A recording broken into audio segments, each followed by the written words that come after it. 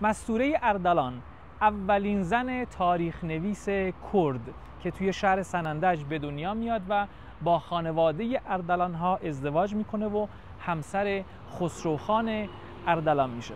مستوره اردلان کتاب‌های بسیار زیادی داره، از جمله دیوان اشعار داره و کتاب‌های دیگه‌ای در زمینه تاریخ.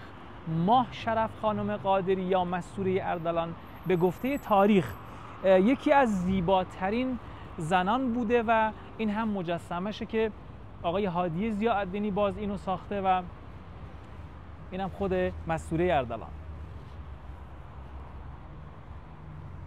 و من یه نمایی از خود مجسمه هم کامل براتون بگیرم بچه‌ها، ببینید به این شکل یک کتاب هم دستشه و